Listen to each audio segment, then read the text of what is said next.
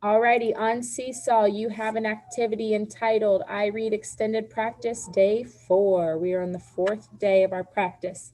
If you don't have that, click on that light bulb to refresh your feed, and it will bring it up.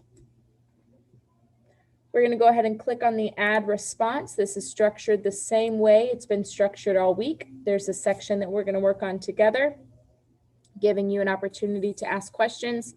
There's a section that you are going to do independently for practice. Okay. All right. Slide 1, 2, 3, and 4 are some vocabulary. We're going to go over these together today. Okay. Numbers 1 and 2, I will read aloud to you. Please select a color that you would like to work in. Please get ready to choose your answer. For number 1, which word has the same beginning sound as smash? Smash. Choose the word that goes with the answer you choose. Which word has the same beginning sound as smash? Smash.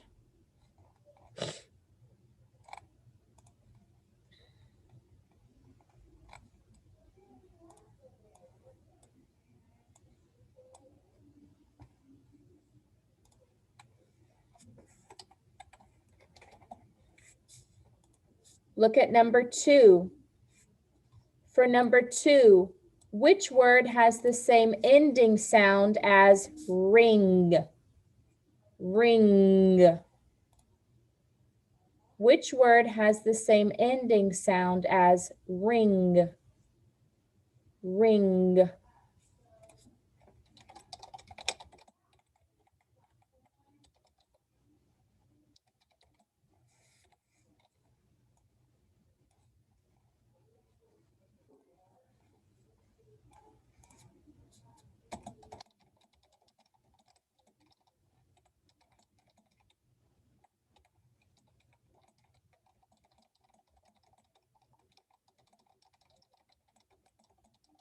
Go ahead and complete 3 and 4 independently. On iRead, these will not be read aloud to you. The directions say, which word has the same vowel sound? Look at the words in 3 and 4. Find the words with the same vowel sound.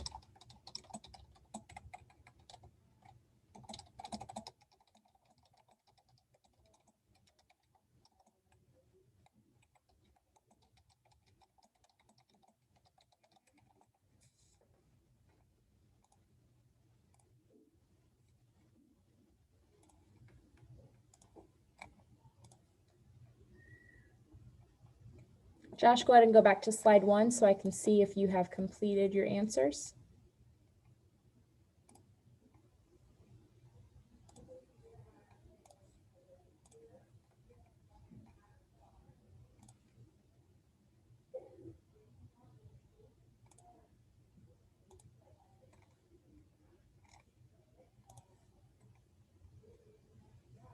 Okay.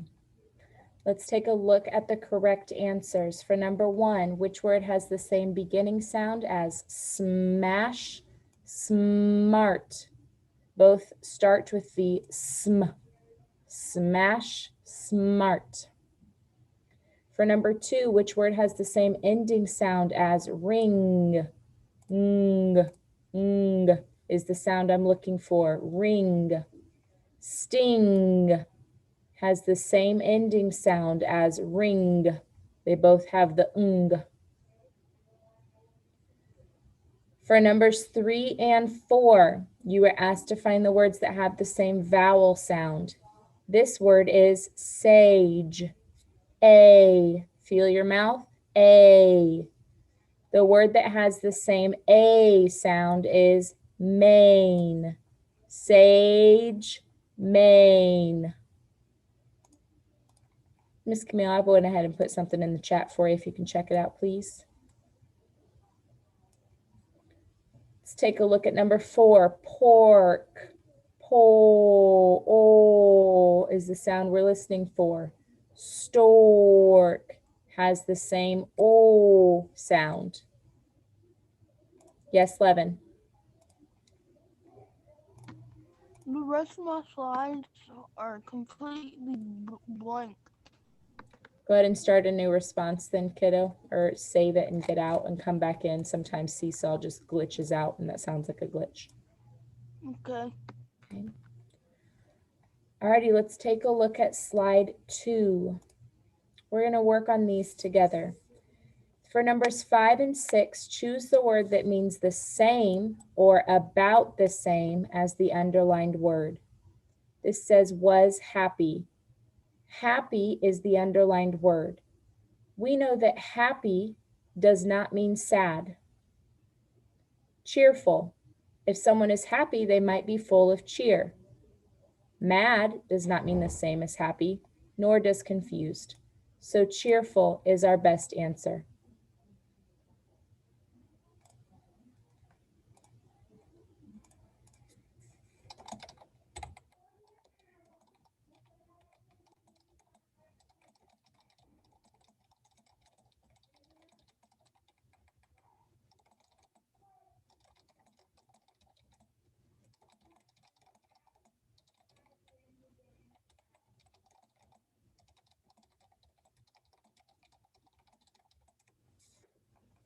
Let's look at number 6, was big.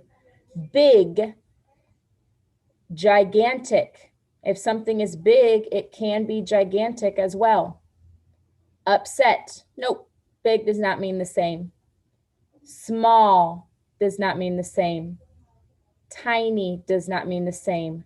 Gigantic means the same as big.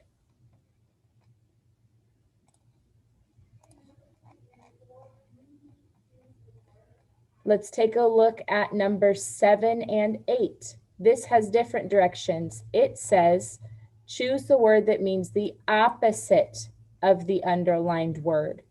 Opposite. The tiny dog.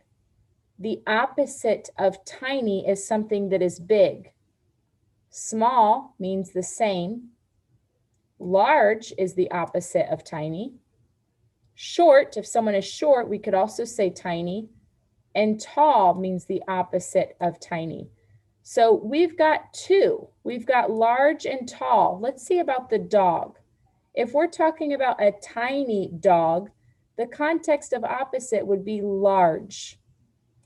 Short and tall would go together, but this one here says tiny.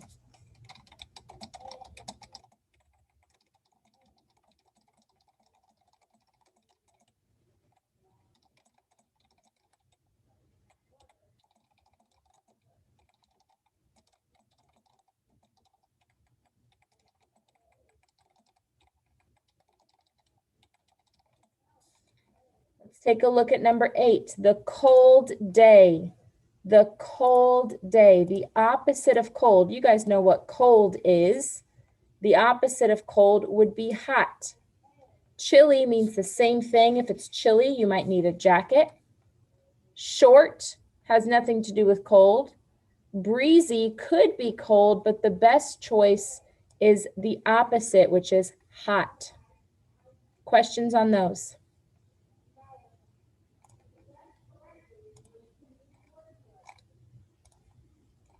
Okay. Let's take a look at slide 3. This has a set of directions for numbers 9 and 10. It says read the sentences, then choose the word, that means one word, that correctly completes both sentences. The kids are going to blank TV tonight. What time is it? I have to set my blank. Let's check the first word. The kids are going to dance TV tonight. That doesn't make sense. The kids are going to clock TV tonight. That doesn't make sense. The kids are going to watch TV tonight. That makes sense. So maybe this is a choice. What time is it? I have to set my watch. That makes sense for both of them. Let's check catch. The kids are going to catch TV tonight. Nope, that doesn't make sense. So our best choice is watch.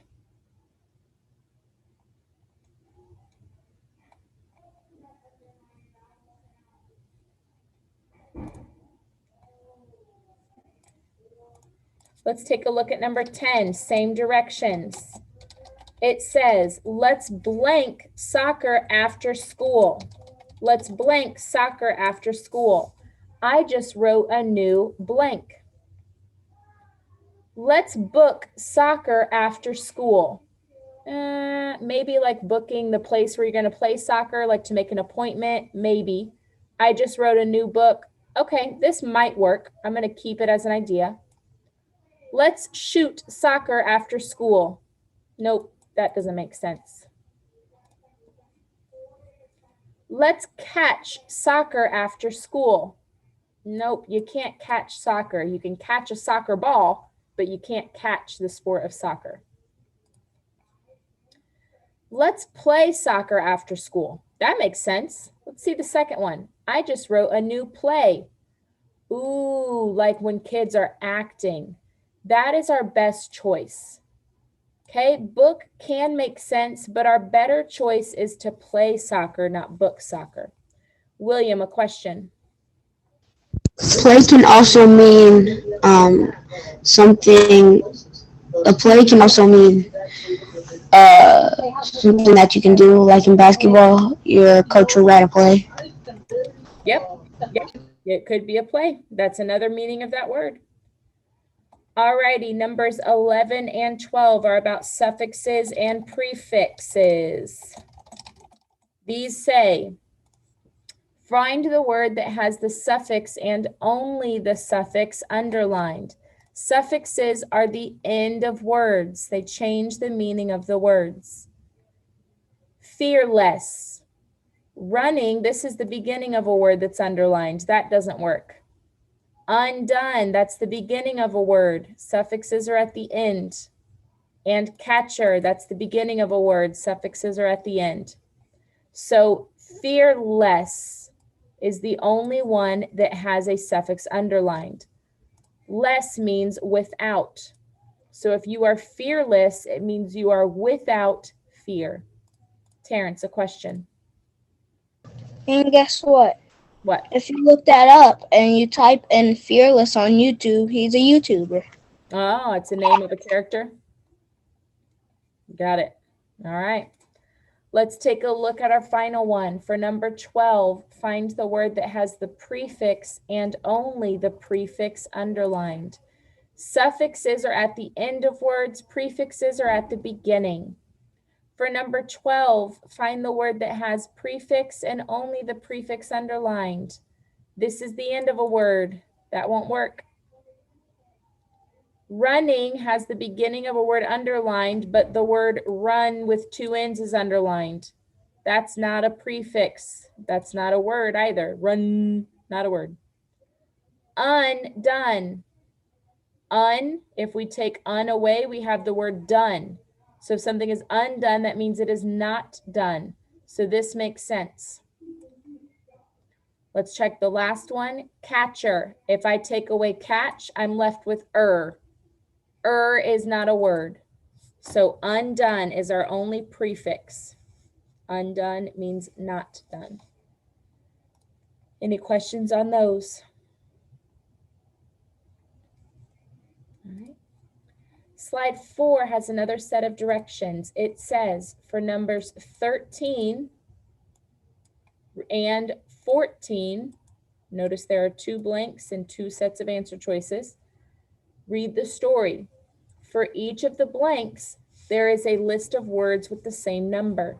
Choose the word from each list that best completes the meaning of the story. Please blank the front door because it is cold outside. You might want to put more blank on too. Okay, please close the front door because it is cold outside. That makes sense. Please run the front door because it is cold outside. Nope. Please door the front door because it is cold outside. Nope. Please open the front door because it is cold outside. Nope. We don't open doors when it's cold. We close them. So our first instinct was correct. You might want to put more doors on too. Have any of you ever put a door on? I haven't. You might want to put more boxes on too. I have worn a box before as part of a costume, but I don't put boxes on when I'm cold. So that doesn't make sense. You might want to put more windows on too. I have never put a window on my body. That has never happened. You might want to put more clothes on too. Look at that. That makes sense. When it's cold outside, we put clothes on. Two words spelled differently sound the same. Close the door, clothes on your body. Terrence, a question. We always wear clothes. Yes, wearing clothes is a very good thing to do when you are in front of other people, especially on Zoom with your teacher. All right. Your vocabulary section will look, feel, and sound just like these questions. Okay?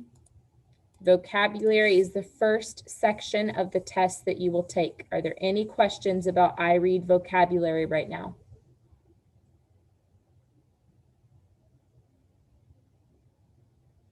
Okay. Let's take a look at slide 5. Head to slide 5, please.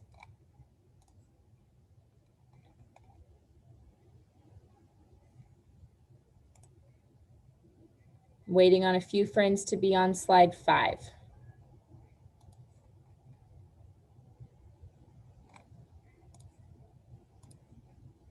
Christopher's there, Terrence is there, Aiden Hampton's there, Oscar's there, Sincu's there, Justin's there, Frank is there, Steve is there, Levin is there, Aiden G is there. Slide 5. Okay. Slide 5 has a set of directions. It says read the questions on slide 6 and attack them. Read the text to find the answer to a question. Find and highlight evidence in the color shown by the question. And repeat steps 1 through 3 until all are answered. So it is a test. We just opened it. We see a story. What is the first thing that I want you to do when you see the story? Aiden G, what do I want you to do? First thing. You want us to do is read the question, And why would I read the questions first, Aiden G?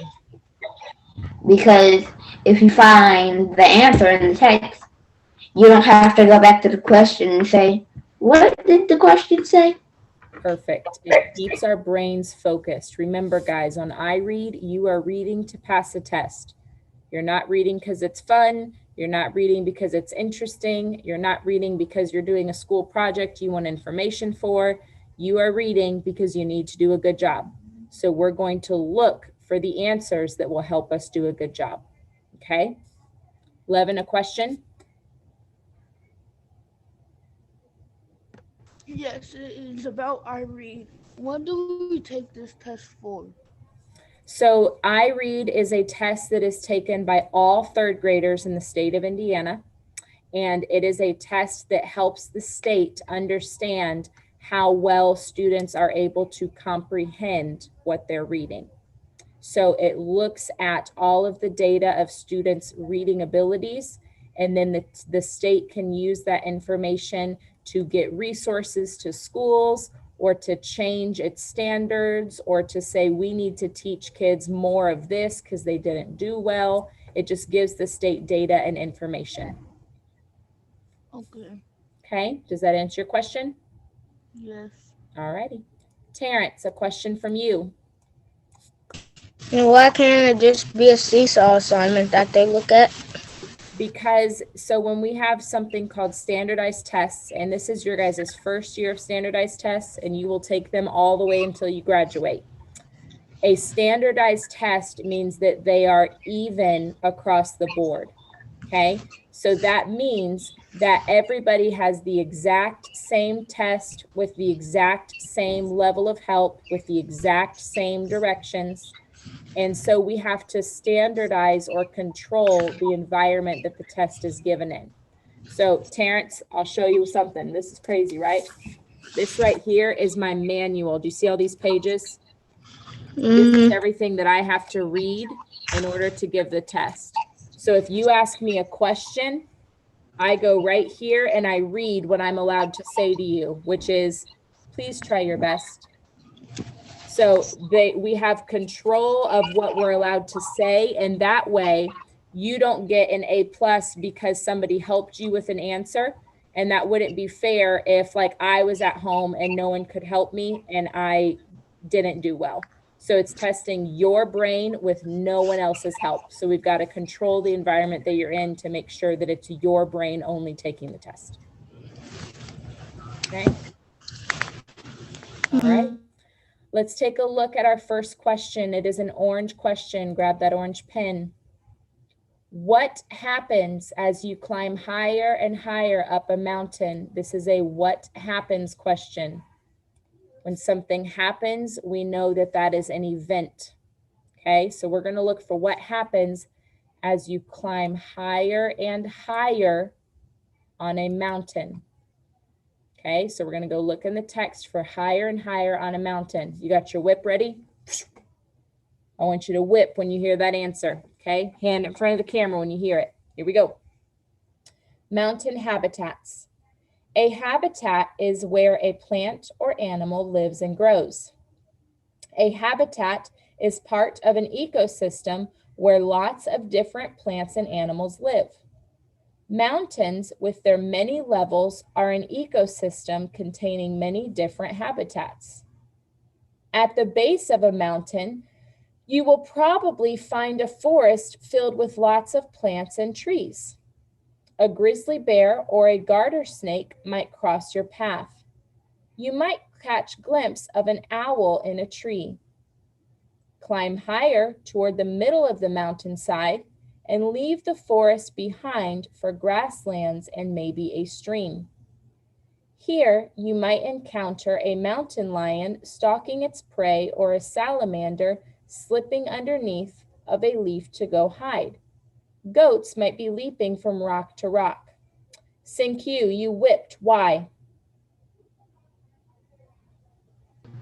Because I heard the part where it said climb higher towards the mountains. Good. So we've got an idea here, climbing higher toward the mountain. And as we read, we found that there's no longer a forest, but there's a grassland. Let's go see if any of our answers match that. Slide 6. You see more animals, the temperatures rise, the forest becomes thicker, or the temperature drops. I know that it's not the forest becomes thicker. We just read that the trees go away, so it's not thicker. Let's see slide 5 again. Okay, there's a mountain lion, there's a salamander, there's goats. Okay, there's some more animals, so maybe I see more animals. The temperature rises. Did I read anything about the temperature getting hotter or colder? Nope. Okay, so take a look at this question.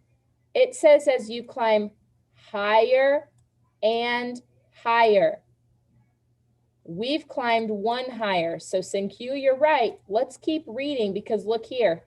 Climb even higher. Ooh, now we've got two highers just like the question. Higher and higher. Okay, so let's keep reading. Climb even higher toward the top and you'll notice a change in temperature. That matches our answers. I wonder how the temperature is going to change. It's getting colder and snow is covering the mountaintops. Dun, dun, dun. So let's see our answer. What happens? The temperature drops. We know as it gets colder, that temperature is getting lower, the number. Okay, so our temperature drops.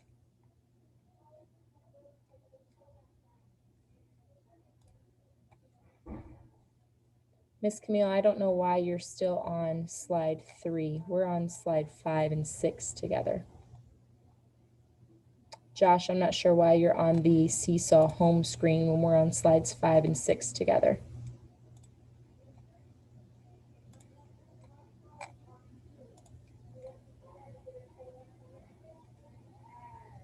Okay. Next question. We found our answer, so we're going to stop. Let's look at question 16. It is lime green. What types of animals would you most likely see near the top of a mountain? Okay, so we're going to look for animals near the top of a mountain. Levin, a question. Yes, I think some of us know some animals that would be living in the top of the mountain, so we might have a little bit more of a background to know. So what Levin is doing right now is using his background knowledge of what he knows about animals on a mountain. And background knowledge is very helpful because it can help us check our work to see if it makes sense. So Levin, let's see if you're right. Terrence, a question. And one of the reasons we go back to the question is so we know what we're looking for. Correct. So we can focus our brain and our mind's eye on what to look for. So this is the base of the mountain. So that's down at the bottom. It says climb higher. This says the middle of the mountain. We're looking for the top. Look, climb even higher toward the top. Let's see what it says. And you'll notice a change in temperature. Nothing about animals yet. It's getting colder and snow is covering the mountaintops. Nothing about animals yet. There aren't many plants near the mountaintop, but you might see fuzzy lichens covering rocks like carpeting. Nothing about animals. The air is thin at the top of the mountain, which makes it difficult for large animals to breathe. Ooh, there's something about large animals. If it's hard for large animals to breathe, do you think they're going to stay there? Nope. So they're probably not there. Let's keep reading. When people climb very large mountains, they often take special air tanks filled with oxygen. Even though you won't see many big animals, millions of tiny insects like snow fleas might dot the landscape. Okay, so we've learned we're not going to see big animals, but there are millions of tiny bugs. Let's go see if one of our answers matches that. What type of animals would you be most likely to see near the top of a mountain? Bears? Nope, those are big mammals. Insects? Yep, this matches our text exactly. Owls? Nope, those weren't mentioned in the text at all. There are no animals at the top. Our text did not say that. It said insects, millions of insects. Steve, a question. Yeah, there was a thing about owl in the forest segment, so technically, yes, they did mention owls.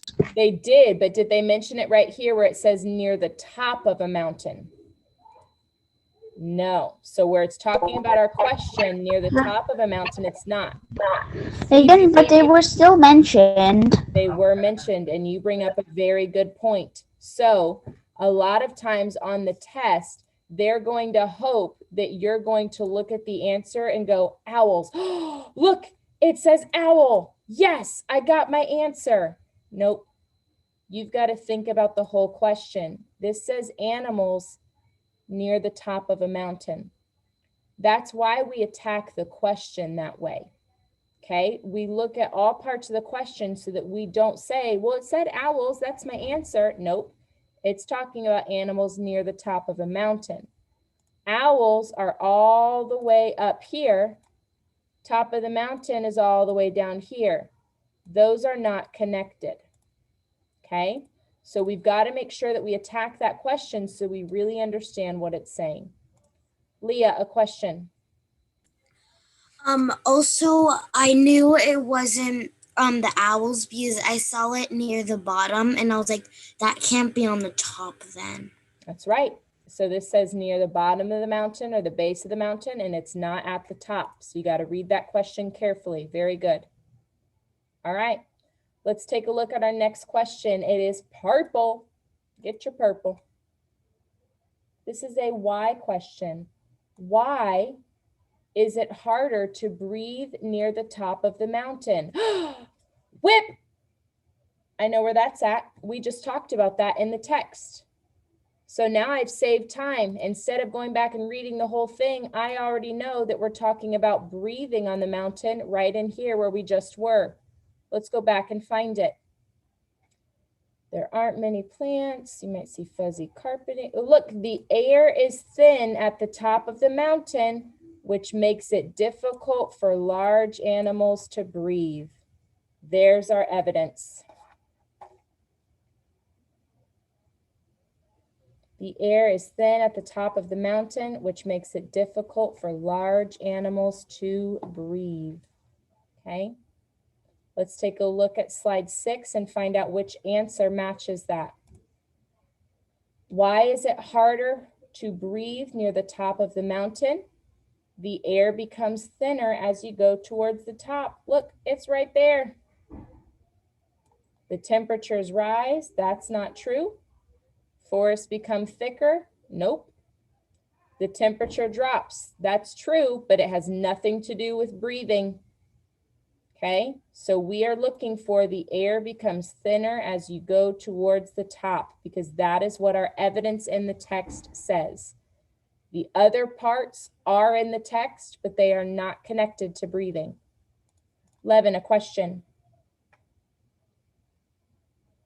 Oh, sorry, my hand must have been up. Oh, you didn't mean to ask? Gotcha. Okay. Question 18 is yellow, and it was all yellow. When you go up to the top of the mountain, it becomes harder to breathe. Ooh, y'all thought that was a when question. It wasn't. What is the solution to this problem? Whip. We already read this. Let's look at the answer choices. Is the solution to not go up there? Just go up there anyway? Breathe slower? Or use a special air tank if you go? What did the text tell us? What did it tell us to do if we're going up that mountain? Oscar. That people. I love it. He's going back to the text. What did they do? That people bring oxygen tanks. Yes, they do. And oxygen is a special air tank. So we mark our answer, and then we're going to go mark our evidence. We remembered this answer.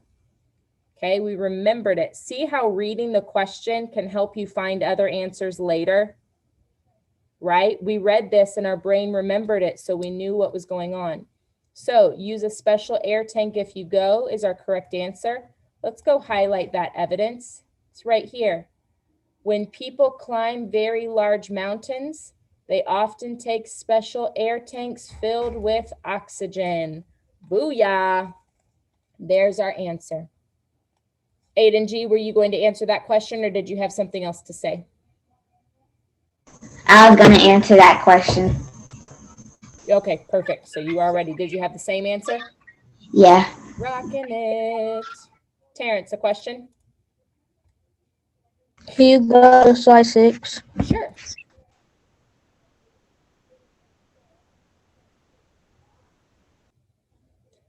All right. Last question, kiddos, is the blue one. And it says, in this sentence, at the base of a mountain, you will probably find a forest filled with lots of plants and trees. What does the word base mean? I do not have to go find evidence for this question because they copied it right here. Here's my evidence in this sentence. It's copied right there, okay? So we're thinking about the base of a mountain. As I read this text, I noticed that it was structured as you get higher and higher, and base came first. So if I'm at the base and I go higher and higher, the base is down here. So let's think about base. At the top of a mountain, you will probably find a forest filled with plants and trees. Nope. We just learned that the top of the mountain, it's hard to breathe because there's not a lot of air. So trees aren't going to live there very well. At the bottom of a mountain, you will probably find a forest filled with lots of plants and trees.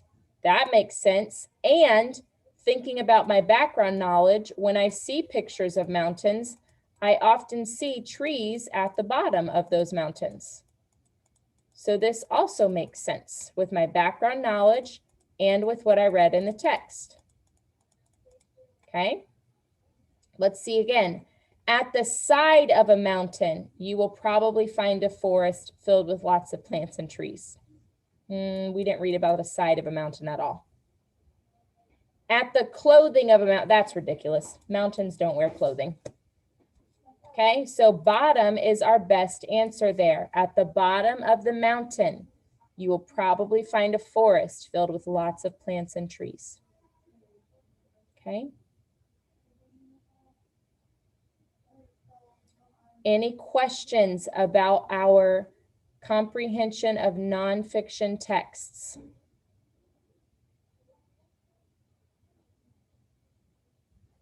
Okay. We ran out of time today, and that is fine because we had really good conversation and got questions answered, and we have several more days of practice. So slides 7 and 8 said to complete together. We might come back to these on another day that we have time, but we're not going to do slides 7 and 8 right now. Okay. Look at slide 9. Slides 9 through 13 are your independent work. Okay, slide 9 is the directions that you guys have seen. Read the question first, read the text, highlight your answer, choose the correct response. So on slide 10, you're working on nonfiction. This is a text about monarch butterflies. Slide 11 is directions. Slide 12 and 13 is your fiction or your fake text. It is about a monster in a barn. Ooh. Okay, so you're going to read slide 10 and answer the questions with evidence. You're going to read slide 12 and 13 and answer the questions with evidence. This is your independent practice for the day.